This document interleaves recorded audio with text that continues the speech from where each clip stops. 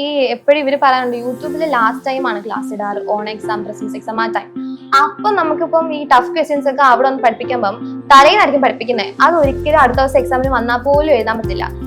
എനിക്ക് ഓർമ്മയുണ്ട് +1 ഫിസിക്സ് ഒക്കെ ക്രിസ്മസ് എക്സാമിന് കുറച്ച് ടഫ് ക്വസ്റ്റ്യൻസ് പ്രോബ്ലംസ് വന്നായിരുന്നു. ഞാനത് ആദ്യം മുതൽ ഈ ചാപ്റ്റർ PYQ ചെയ്യുമ്പോൾ അതിലുണ്ട് ഈ ക്വസ്റ്റ്യൻ. അപ്പൊ ഞാൻ അന്ന് ചെയ്യുമ്പോൾ എനിക്ക് ഭയങ്കര പാടായിരുന്നു. അപ്പൊ ഞാൻ കുറച്ച് കഷ്ടപ്പെട്ട് അതൊക്കെ ചെയ്തു. പിന്നെ വീണ്ടും ഓൺ എക്സാം ആയപ്പോൾ വീണ്ടും ഈ ക്വസ്റ്റ്യൻ ഞാൻ PYQ വീണ്ടും കണ്ടു. അപ്പൊ വീണ്ടും ചെയ്തു, എന്നാൽ അപ്പോഴും പാടാണ്. അങ്ങനെ ക്രിസ്മസ് എക്സാമിന്റെ തലേന്ന് സാറ് ചെയ്യിപ്പിച്ചു അത് യൂട്യൂബ് ലൈവില്. അപ്പൊ വീണ്ടും ഒന്നുകൂടെ ഓക്കെ ആയി. അടുത്ത ദിവസം എക്സാമിന് വന്നപ്പോ എനിക്കത് അത്രയും വർക്ക് ചെയ്തില്ല ആദ്യം മുതലേ. പക്ഷെ തലേ ദിവസം കണ്ടവർക്ക് അത് പറ്റില്ല. അത് ബാച്ച് തന്നെയാണെന്നൊന്നും അല്ല, നമ്മൾ ആദ്യം മുതലേ നമ്മൾ ക്വസ്റ്റ്യൻ ആയിട്ട് ഫെമിലിയർ ആകുമ്പോൾ കുറച്ചുകൂടെ സ്പീഡിലും നന്നായിട്ട് എഴുതാൻ പറ്റും. ഒരു ഉറപ്പുണ്ട്, ഇത് തന്നെ ആൻസർ എന്നൊരു ഉറപ്പുണ്ട് ഇങ്ങനെ ചെയ്യുന്നത്.